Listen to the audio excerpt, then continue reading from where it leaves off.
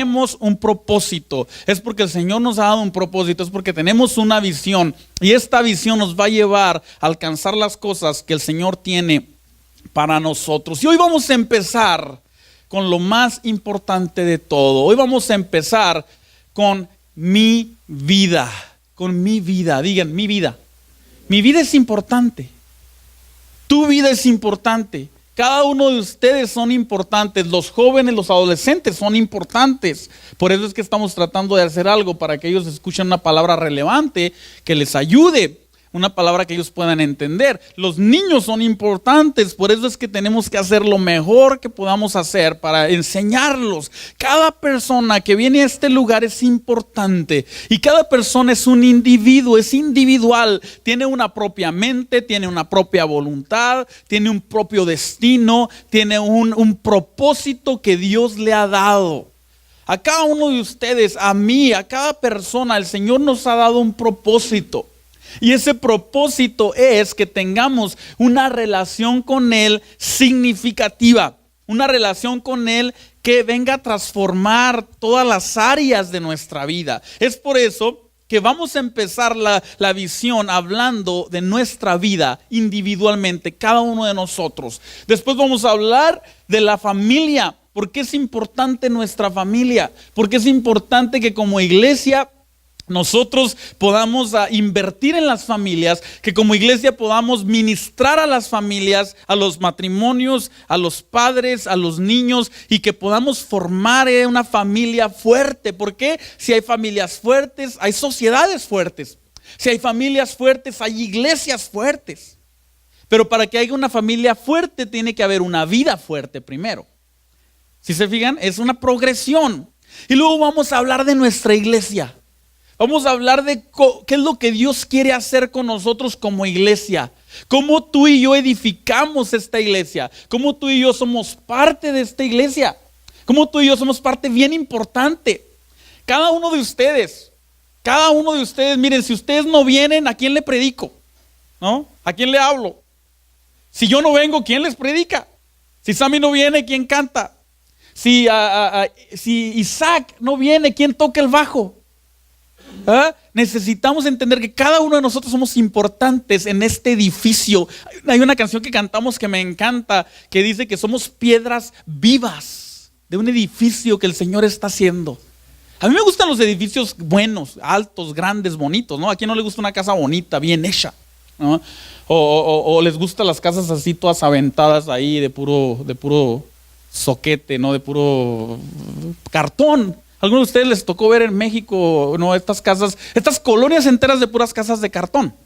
Y miren, es lo que la gente tiene y es lo que la gente puede hacer, pero yo les aseguro que no es lo que la gente quiere. Quisiera algo mejor. Y el Señor está buscando una iglesia perfecta, santa, sin mancha, excelente, un edificio bueno. ¿Por qué creen que el Señor, cuando habla de la Nueva Jerusalén, habla de calles de oro, de mar, de cristal? Tú dices, qué vanidoso Dios, ¿no? Que se hizo calles de oro y mar de cristal. No, es que su gloria lo amerita. Su gloria lo amerita. Su gloria amerita que nosotros edifiquemos una iglesia bien hecha. Lo mejor que podemos hacer, lo mejor que podemos cantar, lo mejor que yo les pueda predicar. No soy el mejor predicador, pero me voy a esforzar a hacer lo mejor. El lugar que tenemos lo vamos a limpiar para que esté bien. Las cosas que tenemos las vamos a mantener para ser fieles a Dios. Y luego vamos a terminar en la cuarta semana hablando acerca de mi relación con el mundo. ¿Cómo nos debemos relacionar con el mundo allá afuera? ¿Cómo nosotros tenemos que alcanzar al mundo que está allá afuera? ¿Cómo el Señor nos ha puesto para que seamos agentes de cambio? ¿Ah? Entonces vamos a empezar con nuestra vida primero que nada. Vamos a expandernos a nuestras familias, vamos a expandernos a nuestra iglesia y el mundo. Y estos cuatro son los pilares de la visión que el Señor nos ha dado para este nuevo año. 4 pilares: nuestra vida, nuestra familia, nuestra iglesia y el mundo. Entonces, yo quiero que cada uno de ustedes esté meditando en esto y agarre esta visión para que juntos vengamos y juntos cumplamos el sueño del Señor para nosotros, para esta congregación. ¿Están de acuerdo? Dios ha decidido mostrar su reino en esta tierra usando la vida de hombres ordinarios. Hombres ordinarios. Personas como tú y como yo. Personas que se levantan y se ponen el pantalón y se ponen calcetines y se ponen zapatos. Mujeres que se levantan y se peinan el cabello, se ponen sus zapatos, se listan y se van a trabajar. Ordinarias, personas ordinarias. Así esas personas ha usado el Señor a través de todos los tiempos. Desde el principio de la creación. El Señor ha usado personas ordinarias dispuestas a Él. Dispuestas, que dispusieron su vida para lo que Dios tenía para ellos. Entonces empecemos hoy hablando acerca de nuestra vida. Lo primero que tenemos que entender es que la visión empieza conmigo. Digan eso, la visión empieza conmigo. Aunque yo tengo que articular la visión de la iglesia, es necesario que ustedes, cada uno, los niños, los adultos, los adolescentes, todos los que estamos aquí, entendamos que la visión empieza conmigo. La visión empieza con mi vida. La visión empieza siendo yo fiel y siendo yo determinado y yo decidiendo para el Señor, decidiendo que voy a servir al Señor. Eso es lo que necesitamos antes que cualquier otra cosa. Necesitamos que tú y yo, cada uno de nosotros, para entrar el próximo año y los próximos meses, decidamos, Señor, mi vida es para ti. Amén. Vamos a entrar a Josué, capítulo 24, del versículo 1 al 15. Y vamos a leer este pasaje acerca de la vida de Josué. Y vamos a ver cómo en este pasaje el Señor, a través de leer este pasaje, se va a asimilar mucho a nuestra vida, a lo que está sucediendo con nosotros ahorita. Josué, capítulo 24, versículo 1 al 15. Yo voy a leer en la versión de la Nueva Traducción Viviente. Dice: entonces Josué convocó a todas las tribus de Israel en Siquem, junto con los ancianos, los líderes, los jueces, los oficiales. Así que todos se reunieron y se presentaron ante Dios. Y Josué dijo al pueblo: esto dice el Señor, Dios de Israel: hace mucho tus antepasados, entre ellos Taré, el padre de Abraham, y Nacor, vivían del otro lado del río Éufrates y rindieron culto a otros dioses. ¿A poco no? Esto es más o menos parecido a nuestra vida. En otro tiempo, sus antepasados, mis antepasados, vivían del otro lado del río, literalmente, del otro lado del río, espiritualmente, también no la agarraron, ¿verdad? Del otro lado del río, espiritualmente, y adoraban a otros dioses. Adoraban a otros dioses, a menos de que ustedes vengan de una generación de 3 o 4 generaciones en las que son cristianos, pero la mayoría de nosotros venimos en las que la segunda, tercera generación ya andaban por allá adorando ídolos, andaban por allá adorando a santitos, andaban por allá haciendo mandas, andaban por allá perdidos. Pero Dios hizo una obra y nos trajo. Hizo algo en medio de nosotros, trajo a alguien y vino y habló a nosotros. Y miren lo que les dice. Así andaban todos allá ustedes, versículo 3. Pero yo tomé a tu antepasado Abraham de la tierra que está al otro lado del Éufrates y lo guié a la tierra de Canaán. Le di muchos descendientes por medio de su hijo Isaac. A Isaac le di a Jacob y a Esaú. A Esaú le di las montañas de Seir, mientras que Jacob y sus hijos descendieron a Egipto. Y lo que está diciendo aquí básicamente Josué, está relatándoles de nuevo la historia del pueblo de Israel. Está relatándoles de nuevo de dónde han venido. Dice: luego envié a Moisés y a Aarón y mandé plagas espantosas sobre Egipto. Y después te saqué de ahí como un pueblo libre. Pero cuando tus antepasados llegaron al Mar Rojo, los egipcios te persiguieron con sus carros de guerra y sus jinetes. Muchos de nosotros el Señor nos libertó, nos ha hecho libres, pero aún en esa libertad hemos tenido que luchar con muchas cosas. Hemos tenido que luchar con a veces falta de visión. Hemos tenido que luchar muchas veces con falta de enfoque. Hemos tenido que luchar muchas veces con enfermedades y tantas cosas. Igual que el pueblo de Israel, el Señor lo había libertado, lo había sacado, pero una vez más estaba tratando de poseer la tierra y venía y se encontraba con enemigos. Una y otra vez se encontraba con enemigos que los querían destruir hasta el tiempo de ahorita. Dice el versículo 7, cuando tus antepasados clamaron al Señor, puse oscuridad entre ti y los egipcios. Hice que el mar cayera sobre los egipcios y los ahogara. Con tus propios ojos viste lo que hice.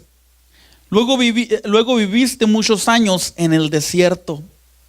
Finalmente te llevé a la tierra de los amorreos. ¿Algunos de ustedes han pasado por el desierto espiritual? ¿No? Muchos de nosotros pasamos por desiertos espirituales. Yo pasé por un desierto espiritual habiendo servido al Señor, habiendo sido llamado y habiendo ayudado a levantar iglesias. De pronto pasamos por un desierto espiritual en el que decíamos, ¿a dónde vamos? Estamos dando vueltas nada más. ¿Cuál es la visión de Dios para nosotros? ¿Cuáles son los planes de Dios para mí? Y ahí estábamos en un desierto espiritual.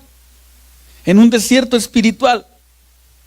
Dice, finalmente, versículo 8, finalmente te llevé a la tierra de los amorreos, al oriente del Jordán.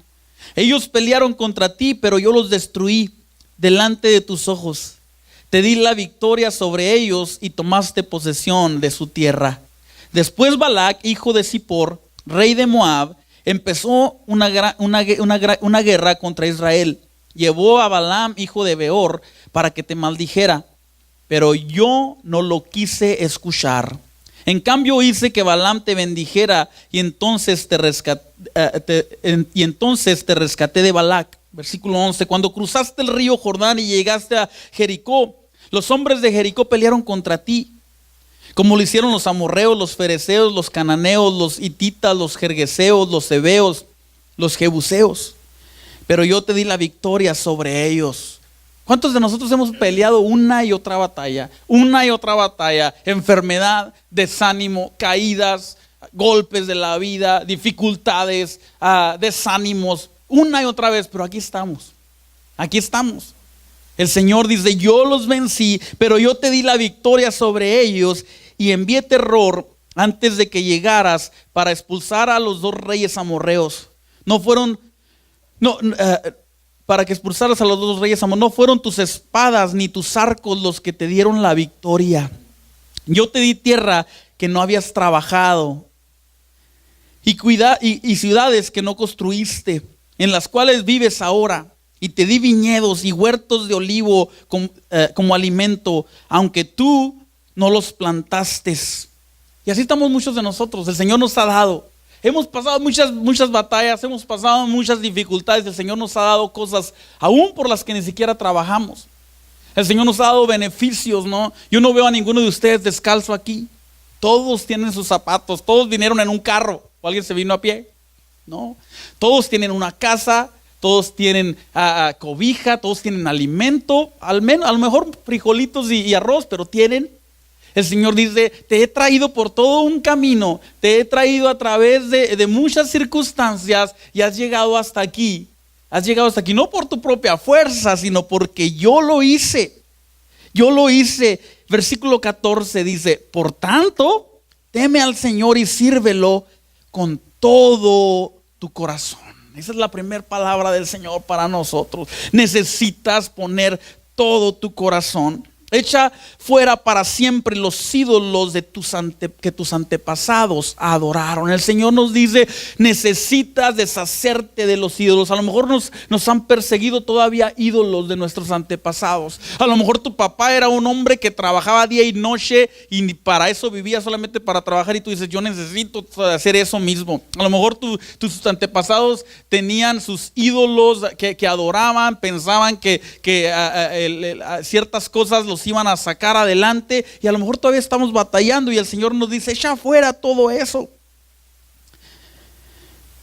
Echa fuera los ídolos de tus antepasados. Echa fuera para siempre los ídolos de que tus antepasados adoraron cuando vivían al otro lado del río Éufrates y en Egipto. Sirve solo al Señor. Versículo 15. Pero si te niegas a servir al Señor, elige hoy. Y esa es la palabra del Señor para nosotros. Elige hoy mismo a quién servirás. ¿Acaso optarás por los dioses de tus antepasados, a los que tus antepasados sirvieron del otro lado del Éufrates? ¿O preferirás a los dioses de los amorreos en cuya tierra ahora vives? Y aquí está la primera palabra, la primera parte, donde vemos que la visión empieza con nosotros. Dice Josué está diciéndoles todo esto al pueblo, a una multitud de personas que habían visto cosas, no eran ajenos a las cosas de Dios. Así como ustedes aquí y yo no somos ajenos. Yo puedo venir y compartirles, pero ustedes ya han vivido experiencias. Ustedes ya han visto la mano de Dios en algún lugar, ya han visto cómo el Señor provee, ya han visto cómo el Señor hace grandes cosas, ya has visto cómo el Señor te habla. Así el pueblo de Israel que estaba enfrente de Josué ya había visto muchas cosas de parte del Señor. Y Josué llega y les explica todo esto y les dice todo esto y termina al menos esta parte del discurso que les está diciendo y llega a esta gran frase que todos conocemos en el versículo 15, dice: pero en cuanto a mí, pero yo, dice otra versión, pero yo, dice Josué, yo y mi casa serviremos al Señor. Yo y mi casa serviremos al Señor. Y ahorita no vamos a hablar de nuestra casa. Ahorita vamos a hablar de yo, de mí.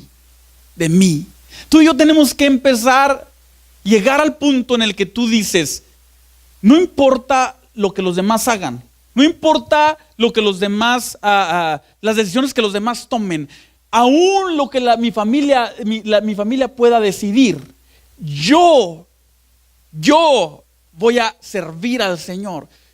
Porque la visión empieza conmigo. Tú tienes que decidir eso. Tú y yo tenemos que llegar a ese momento y decir, en cuanto a mí, estar bien seguro y decir, ¿quién sabe qué piense mi esposa? Porque ¿cuántos de ustedes, aun cuando tienen toda su vida con su esposa, muchos años con su esposa, saben lo que su esposa piensa? O su esposo. Nadie. Yo no sé lo que Reina piensa. Más o menos me lo imagino. Cuando veo su cara, sé más o menos qué está pensando. Pero no lo sé. Yo sé lo que yo estoy pensando. Yo sé lo que hay en mi corazón. Yo sé la decisión que yo estoy tomando. Yo sé los propósitos que hay en mi mente. Por eso es que la visión empieza conmigo, con mi vida, con yo diciendo, no importa si ustedes deciden o no deciden por Dios, si ustedes siguen al Señor o no lo siguen, en cuanto a mí, yo serviré al Señor. Yo serviré al Señor. Y luego se extiende a su familia y vamos a hablar luego de nuestra familia. Pero tienen que empezar conmigo, diciendo, yo serviré al Señor. No importa nada lo que pase. Ustedes se pueden devolver a Egipto, ustedes pueden hacer lo que quieran. Yo serviré al Señor. Y tú y yo tenemos que decidir continuamente esto. Y para el próximo año y empezando de estos meses anteriores para finalizar este año, tenemos que plantarnos y decir firmemente en nuestro corazón, yo serviré al Señor. Yo serviré al Señor. En cuanto a mí, yo decido por mí mismo. Yo decido por mí mismo. La visión empieza conmigo. Y Josué estaba determinado, estaba decidido. Y para el próximo año, para lo que Dios tiene que hacer con nosotros, cada uno de nosotros tenemos que llegar a ese momento. Porque una visión puede avanzar mientras yo los jale a lo mejor, o alguien te empuje y alguien te pushe y te ande empujando, o alguien te ande jalando. Sí, avanza un poco. Pero llega el momento en que aquel que te anda jalando o aquel que te anda empujando se va a cansar. Y va a decir, ¿sabes qué? Ahí, si te quieres quedar, quédate. ¿Por qué? Porque cada uno de nosotros tenemos que tomar nuestra decisión y decir, yo voy a servir al Señor. Yo voy a seguir al Señor. Y ahí es donde empieza el avivamiento. Ahí es donde empieza lo que Dios quiere hacer. Ahí es donde empieza lo que Dios quiere hacer con las familias. Ahí es donde empieza lo que Dios quiere hacer con la iglesia, con la sociedad. Y ahí es donde empieza lo que Dios quiere hacer con el mundo. Conmigo, yo decidiendo, yo diciendo, yo te voy a servir, Señor. Yo te voy a servir. Yo estoy decidido a servirte.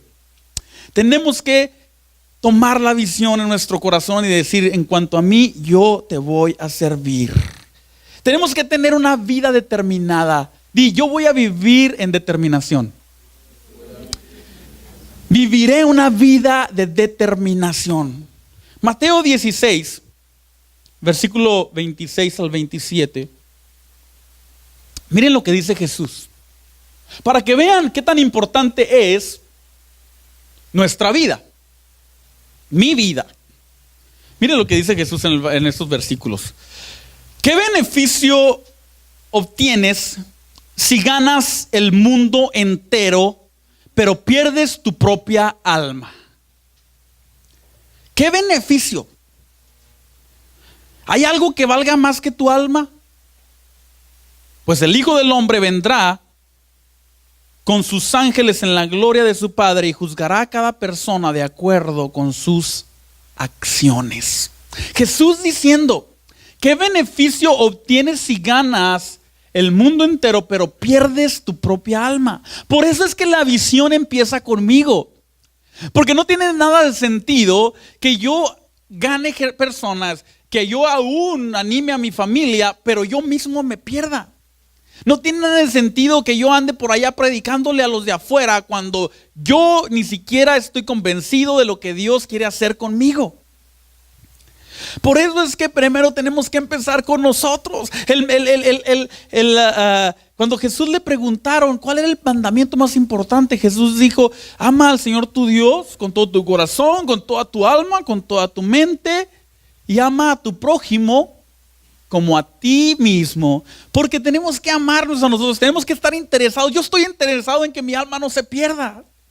Yo estoy interesado en ver los propósitos de Dios cumplidos en mi vida.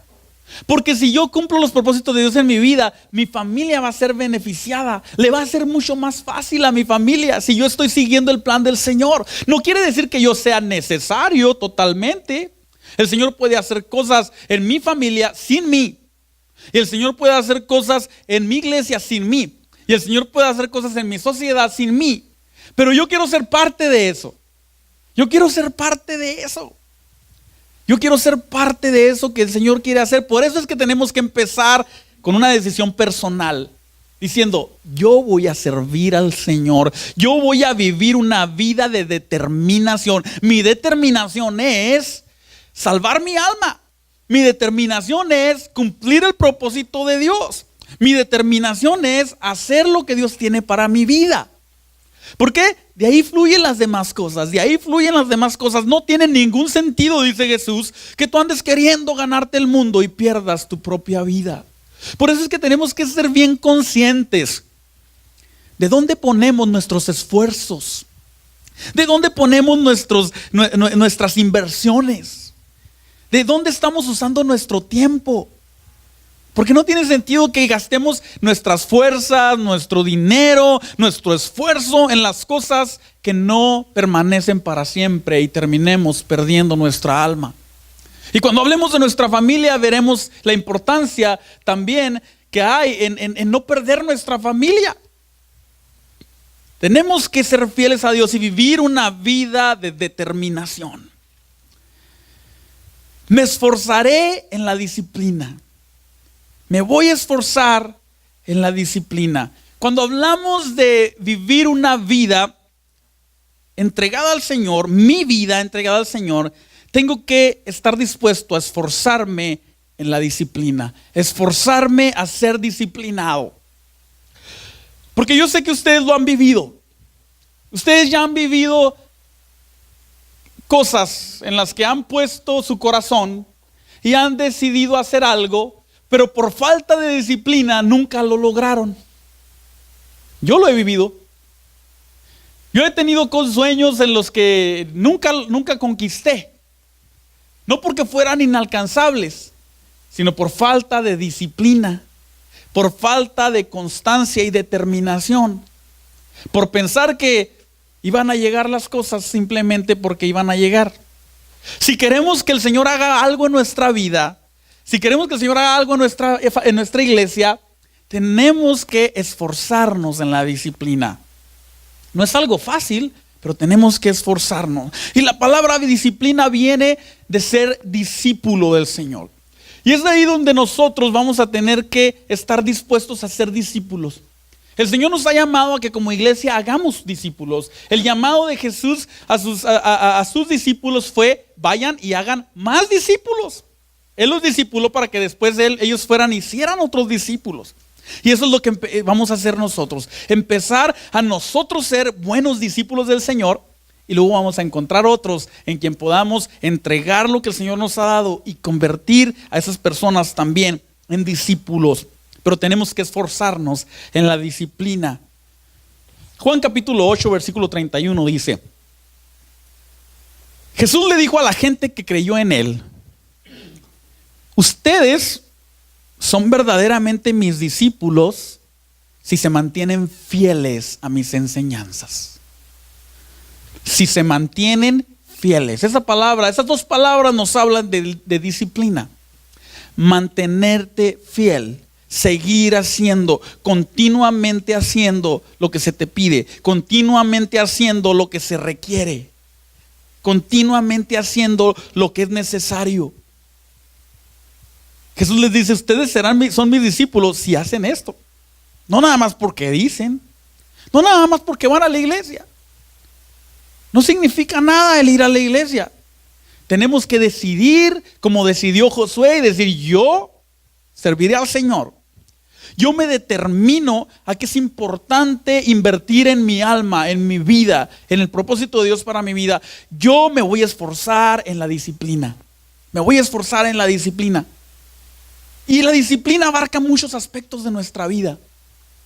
Muchos aspectos de nuestra vida, pero tenemos que esforzarnos en una disciplina de comunión con el Señor.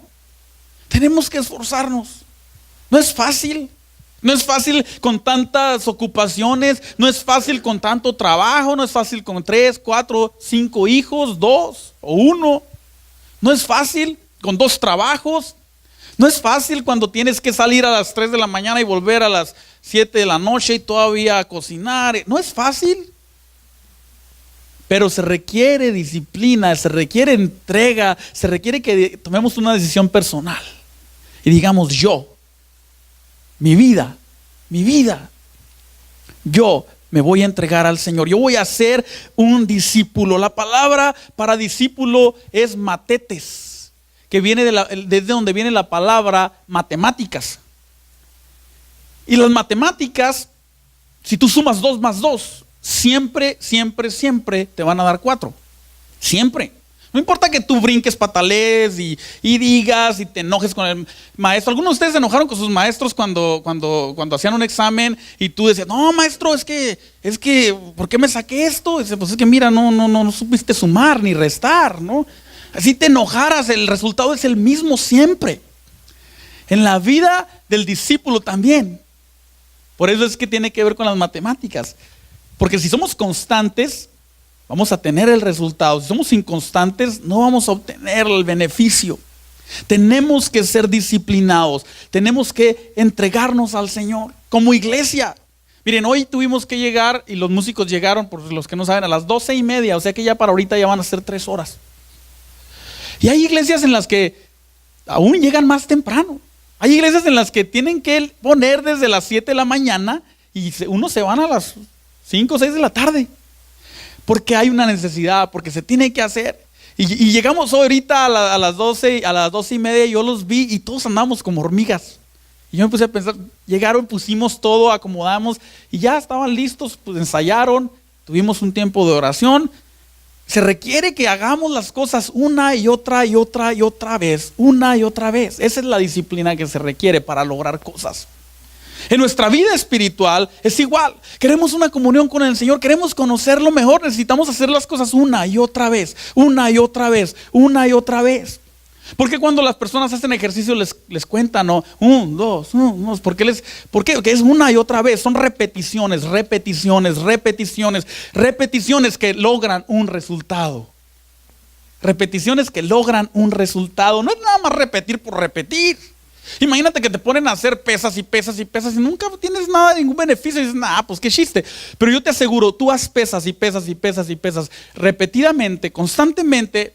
Tus brazos se van a poner grandes, fuertes, más o menos así como los de David. A ver, David. Sí, no crean que le costaron un montón de chicharrones y pizza, no. Requiere disciplina. Requiere disciplina. ¿Cuántas veces vas al gimnasio, David? No te quiero poner aquí en evidencia, pero vas unas 2 veces, 2 o 3 veces, ¿no? Si dices, no, está más suave el control remoto, pues sí, no vas a poder. ¿Por qué? Porque la disciplina tiene que ver con consistencia, una y otra vez, una y otra vez. Y lo que el Señor va a hacer con nosotros es así también. Una y otra vez. Hemos invitado a gente, invitamos otra vez. Hemos llegado, hemos intentado algo y una y otra vez vamos a tener que hacerlo. Una y otra vez vamos a tener que hacerlo. Hemos cambiado las cosas a ver cómo funcionan, a ver qué horas, a ver cómo se acomodan y no funcionan, las volvemos a acomodar una y otra vez, una y otra vez, una y otra vez hasta que logremos lo que el Señor tiene para nosotros. Porque somos discípulos. Somos discípulos y estamos dispuestos a hacer lo que el Maestro nos ha dicho que hagamos. La visión empieza conmigo. Viviré una vida de determinación. Me esforzaré en la disciplina. Practicaré la generosidad. Tú y yo necesitamos practicar la generosidad. La generosidad brota de adentro hacia afuera. Si alguien te tiene que meter la mano en la bolsa para sacarte $1, eso no es generosidad, aunque el dólar salga de ahí, ¿no?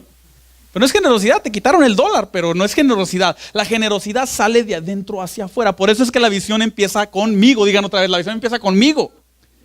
Es generosidad. Nosotros hemos practicado esto desde el principio, aún en las ofrendas. Creemos en la generosidad. Yo creo que el Señor les habla a ustedes, a cada uno de ustedes, acerca de las necesidades que hay. Y cada uno de ustedes tiene que decir, voy a dar, voy a ser generoso.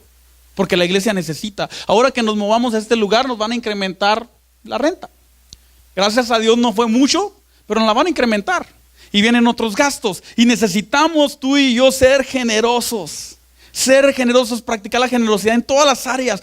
El mundo está lleno de necesidades.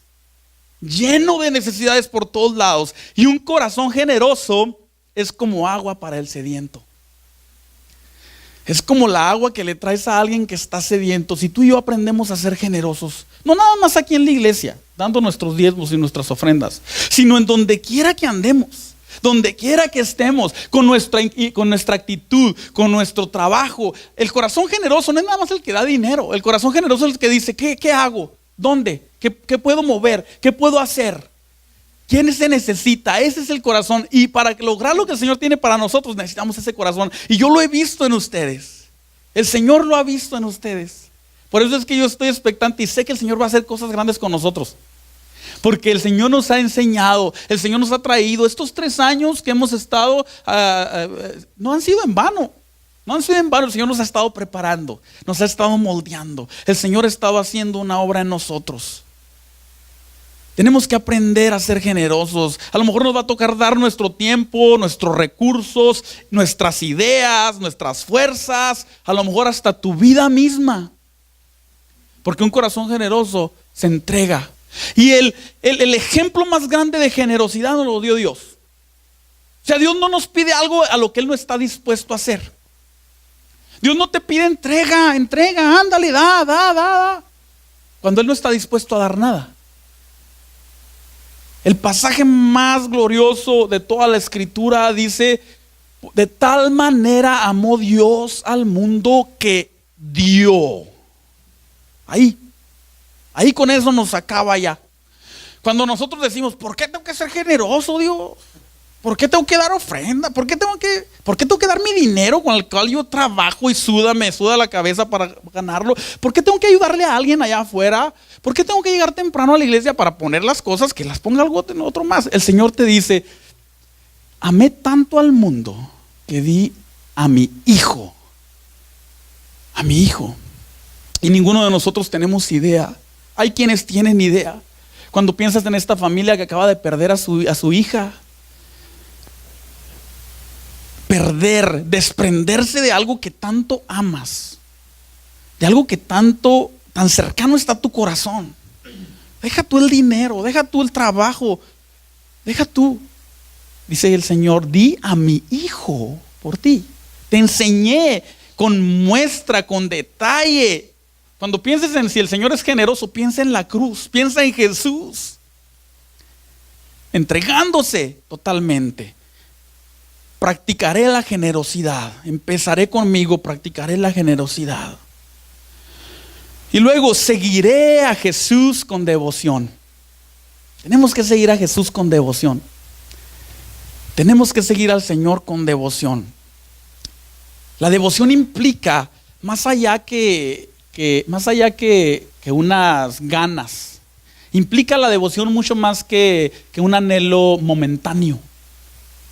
La devoción implica todo nuestro ser, todas nuestras fuerzas. Filipenses 3, versículo 8 al 9 dice, nos dice el apóstol Pablo, dice, así es, todo lo demás no vale nada cuando se le compara con el infinito valor de conocer a Cristo Jesús, mi Señor.